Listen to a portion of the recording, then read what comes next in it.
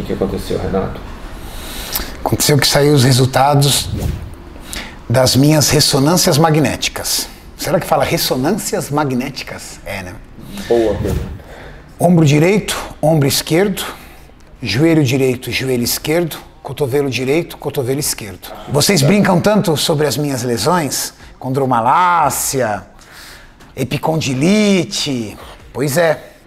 Vamos ver se é brincadeira ou se é coisa séria, ou se eu realmente tenho um problema sério. O Dr. Paulo Musi está subindo aí, ele está avaliando ali, ó, o bico.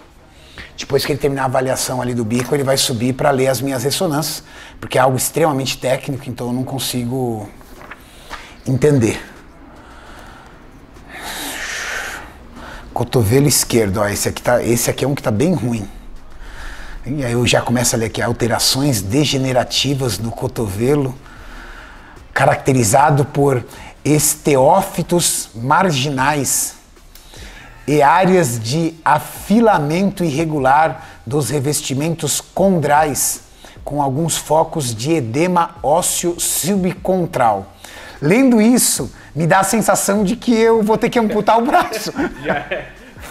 Vou ter que amputar o braço, velho. Então eu preciso do Musi aqui para me explicar qual é o nível de seriedade disso. Entendeu? Ligamentos colaterais e anelar conservados. Seu ligamento anelar é conservado, Mauricião?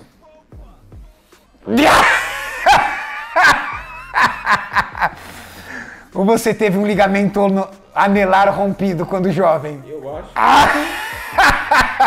Diz aí, pessoal, se o ligamento anelar do Mauricião já foi rompido quando ele era jovem. Jamais. O meu tá escrito conservado, ó. Ligamentos anelares conservados, tá bom? Ó, 0 bala. O seu tá escrito conservado, o meu tá intacto. Não sei não, viu, Mauricião? Ó, cotovelo direito.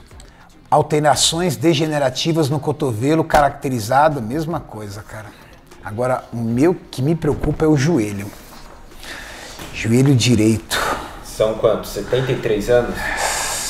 Pequena formação cística, lobulada, medindo 2,2 centímetros, adjacente à cápsula articular posterior, podendo corresponder a cisto sinovial. Fissuras, erosões superficiais e profundas na cartilagem de revestimento da patela e da tróclea, tá? Femoral, com afilamento da porção que reveste a faceta lateral da patela, sem alterações do osso subcondral. Sabe o que vai ser engraçado? O Dr. Musi vai olhar e vai falar: ah, então, você tá com o joelho... Aí ele fala o nome da doença, né? Aí ele fala: então, você tá com a condromalácia. Tô preocupado, gente. Pelos nomes eu tenho que arrancar os 2 braços, andar de cadeira de roda. Por isso que é importante, às vezes a gente na curiosidade abre o exame, lê, procura no Google e fica apavorado antes de ir ao médico.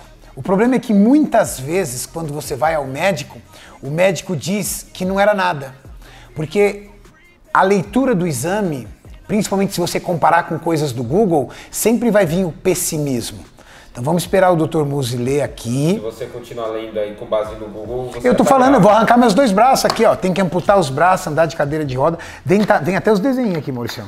Se eu não entendo isso aqui, como é que você lê isso aqui? Rapaz, olha que maravilha. Vamos colocar contra a luz pra galera ver. Então esse aqui é o feto. Esse é um feto com 7 meses. Será, Mauricião, que eu tô grávido? Será que eu tô grávido? Não é possível. Mas eu acabei de mostrar que o meu anelar está preservado, entendeu? Não tem esse perigo. Olha isso aqui, Mauricião. Esse é outro. É mais um feto, é trigêmeos. Isso daí é o quê? Seu joelho? Isso tá com cara de ser um joelho. É, o neném. O neném tem cara de joelho, né? De joelho. Brincadeira, viu? Pelo que eu li, eu vou ter que arrancar os 2 braços, andar de cadeira de roda. Vamos deixar isso daqui pra fora, vamos ver o que tem primeiro e vamos organizar esses filmes aqui. Quando a gente pede exame, pede exame para uma coisa que a gente já sabe. Então o que o exame fala para o ortopedista?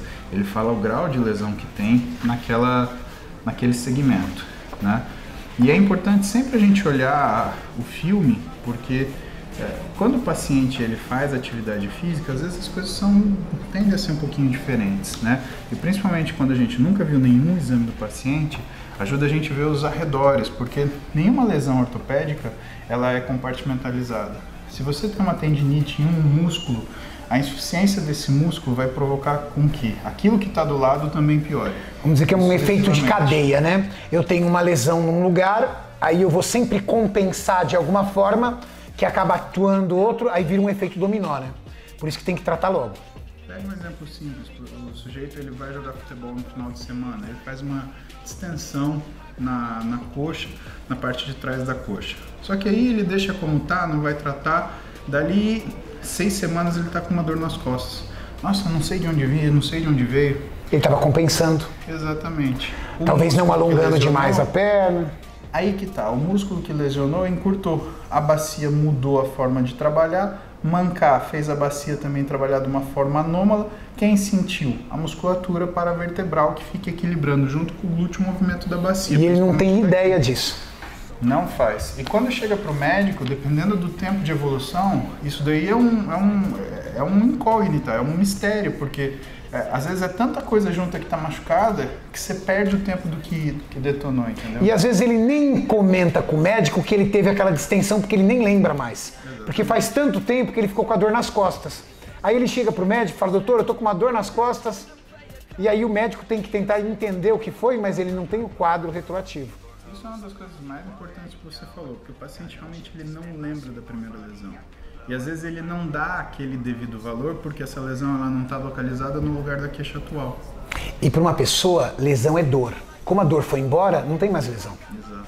Me conta, doutor. Vamos lá, vamos começar, vamos de cima para baixo, vamos começar de cima. Vamos começar o ombro. Eu quero saber como é que tá meu ombro, porque eu tenho 43 anos, pretendo treinar até os 83 anos. Vou poder treinar, doutor?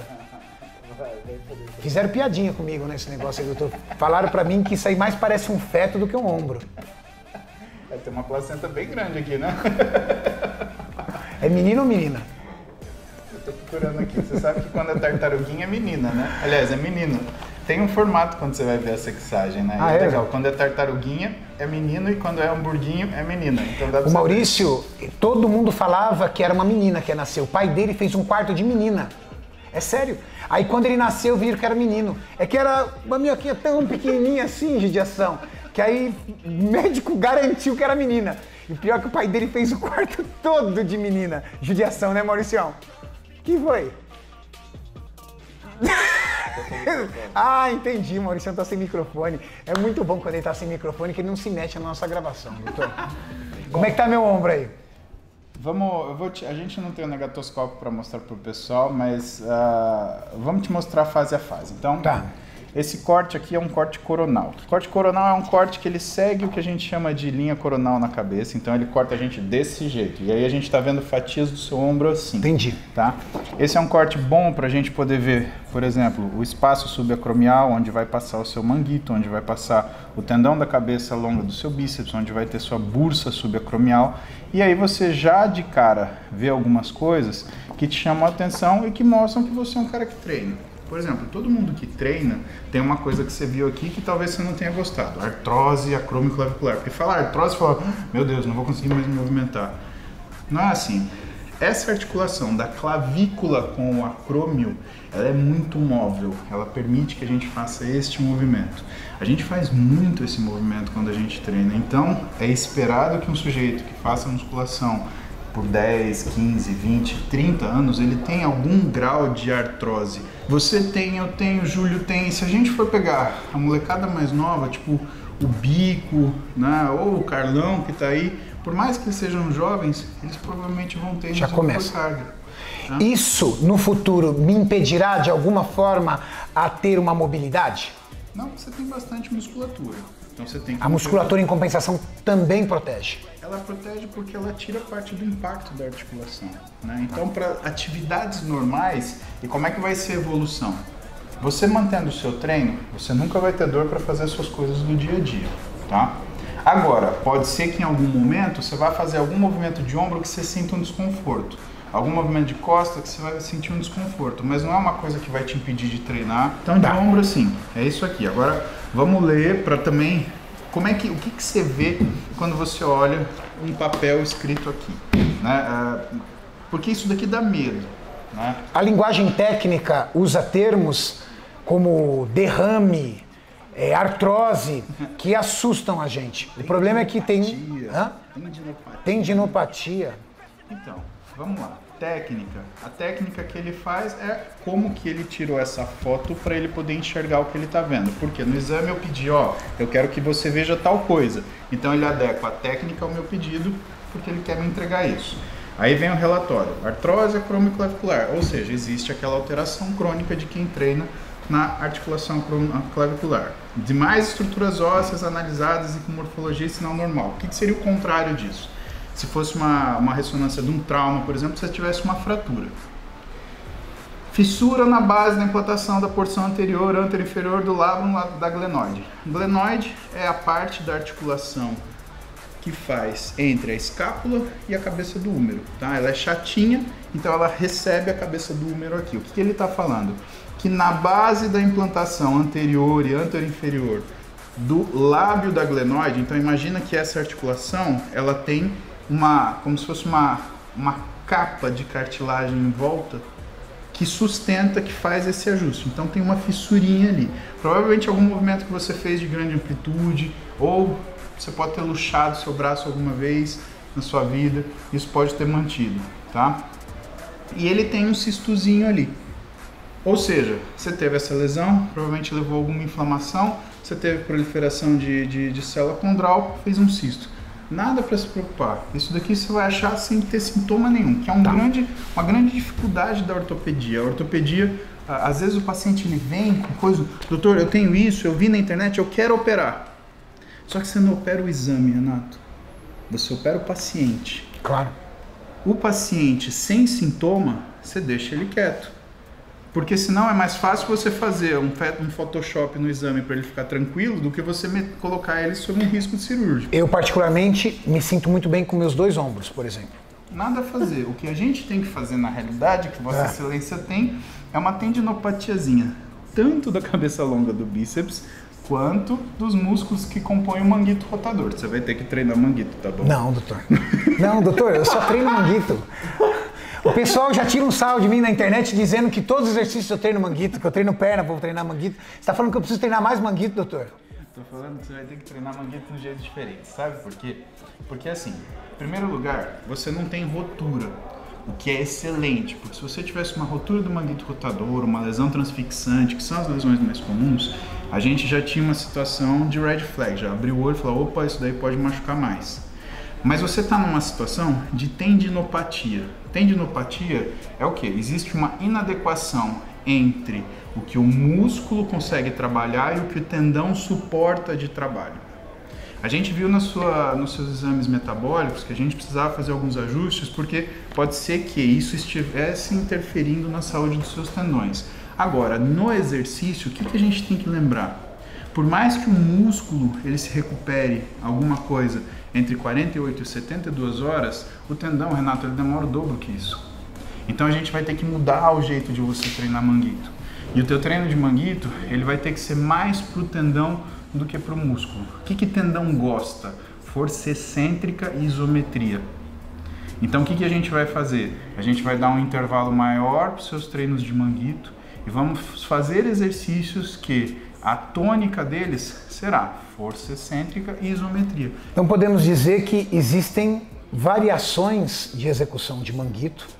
Manguito voltado para a musculatura, manguito voltado para fortalecimento de tendão e no meu caso, os meus tendões não acompanham a robustez da musculatura. O que é muito comum. Mas é perigoso, porque numa dessa eu posso machucar seriamente meu tendão. Num exercício que você será capaz de fazer, você pode perder essa congruência fazendo ele. Você vai fazer, por exemplo, uma elevação lateral, por exemplo. Né? O manguito vai estar lá. E você está com peso que você faz tranquilamente. Você vai sentir um pá, vai dar um estalo. ué, o que aconteceu? Vai ficar meio esquisito o ombro, você não vai perceber direito o que aconteceu. Quando você vai perceber? Quando o corpo esfriar, você chegar na sua casa, foi deitar para dormir, que você não tiver posição para conseguir deitar. Essa é a história natural de lesão de muitos fisiculturistas. Como é que estão meus cotovelos? Vamos lá para os seus cotovelos. Então, ombros. Você é um cara simétrico até nas suas lesões, tá? Ah, é? Estão todos iguais? Olha, os caras que foram competir com você no Classic, eles têm um trabalho duplo, eles têm que competir com você. Até nas lesões, tem que ter simetria de lesão também. Especialidade da ortopedia, eu fiz traumatologia esportiva. E na traumatologia esportiva a gente brinca, a gente fala que o cotovelo é o joelho de sucesso. Né? Por quê? Porque o joelho ele só dobra, ele é um gíngulo simples. Tá bom, ele tem 3 graus de rotação lá, mas ele só dobra. O cotovelo não. Ele estende, prona e supina. Então é uma articulação extremamente complexa. O que você tem de coisa para machucar aqui... Eu vou te falar. Impressionante. Quando uma pessoa machuca o cotovelo, pensa num cara que demora para melhorar. Eu já tive inflamação no meu cotovelo de ficar anos. Agora, olha que interessante. Esse meu cotovelo, ele chega a ficar febril depois do treino. E ele tá me atrapalhando muito no meu treino. Esse não, mas esse está me atrapalhando muito. Principalmente na flexão dele.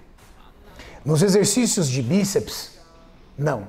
Mas nos exercícios que eu faço supinação, dói muito. Ele está com algum problema diferente? Eu lembro quando a gente foi treinar junto, que foi a primeira coisa que você reclamou. Você falou, Paulo, tô sentindo meio estranho meu cotovelo. É o cotovelo esquerdo. Devagar, né? E aí a gente foi junto, fez um pump legal e sincronizou o que é toda a mecânica do treino de braço.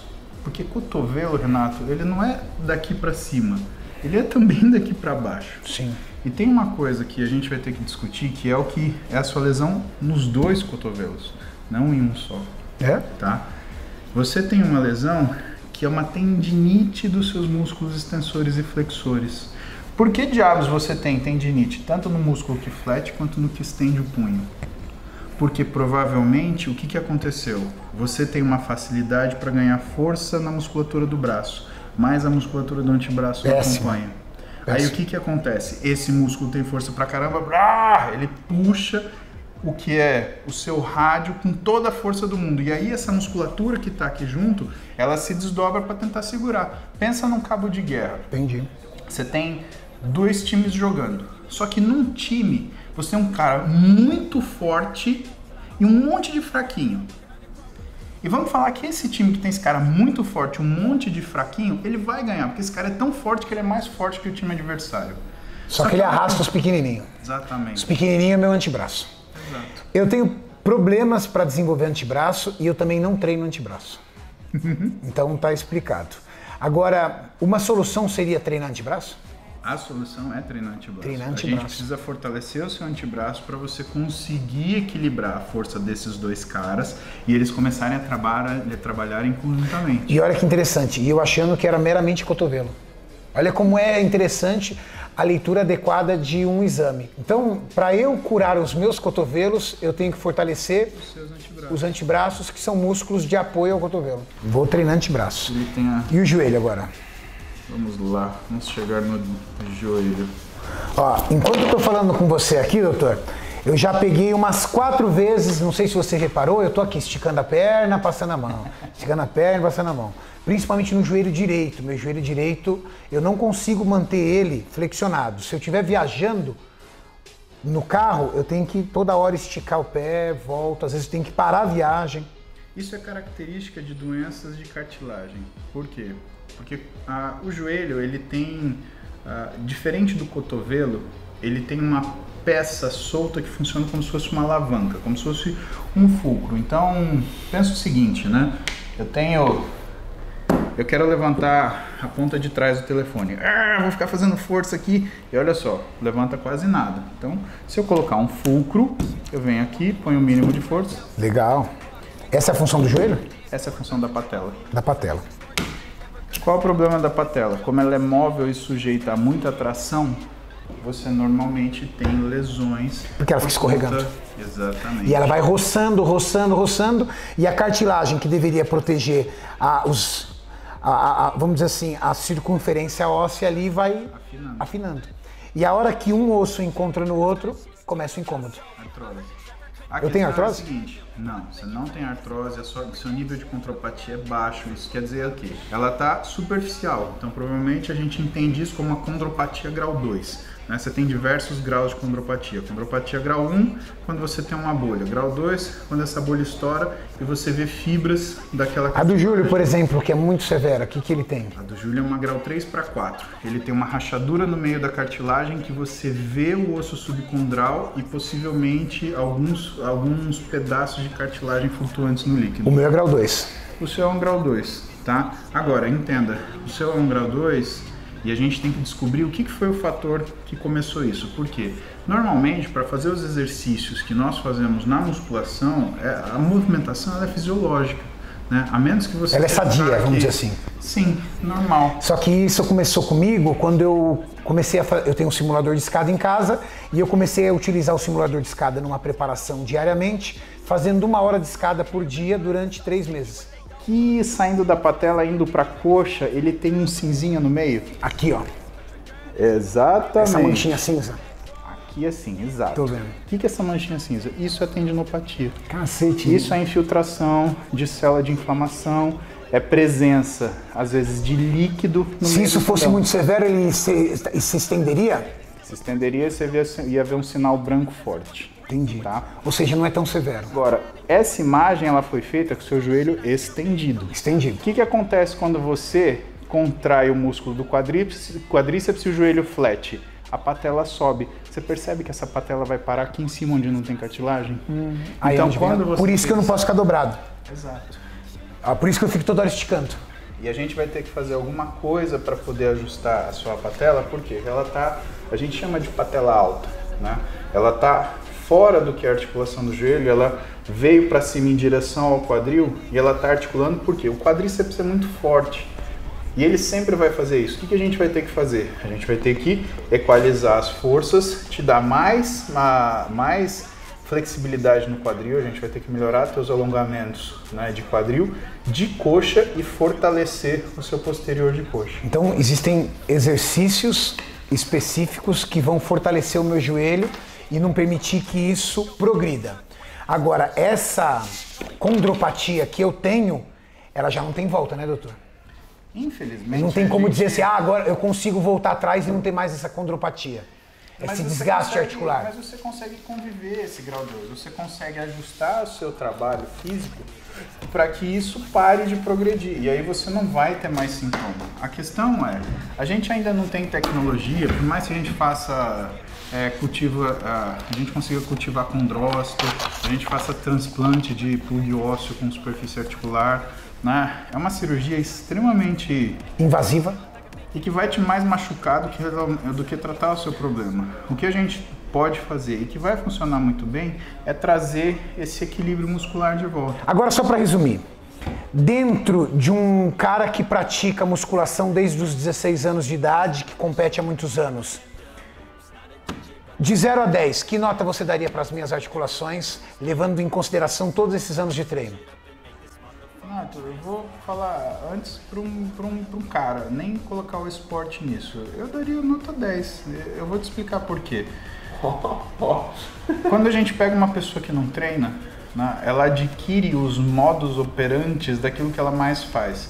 Então pega o cara que, por exemplo, jogou futebol na escola, na faculdade não é obrigatório, ou não foi obrigado na nossa época mais fazer educação física, então o cara não treinou, e aí ele chegou no trabalho dele, vamos supor que ele é um administrador, ele fica sentado na cadeira aqui, ó, 14 horas por dia, 12 horas por dia. O que acontece? Ele vai ter toda uma modificação para um cara que fica sentado. Então, vamos de baixo para cima, para a gente começar a prestar atenção. Mas explica pro pessoal uma coisa, doutor, só. Explica. As pessoas ficam tirando sarro da minha cara, dizendo que o Horst quer colocar 800 quilos no leg e eu falo que eu tenho condromalácia, eu não posso. Explica pro pessoal que, independente da qualidade que estão as minhas articulações, cargas excessivamente altas hoje, sem tratar esses pequenos problemas, pode ser muito perigoso, né? E tem mais que isso, na verdade, Renato. Tem a forma que você adaptou o seu físico. Não existe uma receita de como você vai ficar grande. O que a gente sabe no ganho de massa muscular é que pessoas diferentes encontram resultados semelhantes de formas diferentes. Você quer mais do que a competição entre o Mike Mentzer e o Arnold Schwarzenegger? O Mike Mentzer ele fazia 6 sets por cada músculo, o Schwarzenegger fazia 50. E ambos tiveram resultados de chegar no Mr. Olympia. Em 1980, o Arnold ele competiu contra o Mike Mentzer, pegou o primeiro lugar e o Mike Mentzer ficou puto, né? Até fez um papelão na competição, né? E assim... Dois físicos extraordinários com técnicas totalmente diferentes. A experiência que eu tive treinando com o Marcelinho, né? Ele é um cara extremamente explosivo e ousado. Isso é uma característica da musculatura dele, da adaptação neurológica dele. É como ele funciona. Ele tem 25 anos, doutor. Também tem isso, né? Ele tem 25 Também anos. tem isso, é a juventude, né? Ali, né? É o jeito dele. Pode ser que isso mude ao longo do tempo. A gente estuda em maturidade atlética, né? Que o sujeito ele vai aprendendo cada vez mais a perceber quando que o treino deu resultado ou não. Valeu, doutor. Obrigado, viu? Imagina. Muito obrigado mesmo. Da confiança. Fiquei feliz, viu? Eu estava esperando o pior. Fiquei muito feliz. Vou fortalecer meu antebraço. Se vocês falavam que eu treinava manguito, vocês estão ferrados agora. Porque eu vou treinar tanto manguito no canal, mas tanto, que vocês incondicionalmente vão começar a fazer na casa de vocês, assistindo lá. Valeu, doutor. Obrigado, viu? Valeu, Um abraço, beijo. Agora é só preparar o enxoval, né, doutor? É, porque é menino. Eu vi uma tartaruguinha ali em algum lugar. Mauricião, pior, vou até colocar aqui. Pior foi seus pais que fizeram quarto de menina. E você não corta isso. Não, você não vai cortar. Se você cortar, eu vou fazer no meu Instagram, hein? Eu vou falar no meu Instagram se você não cortar. Ó.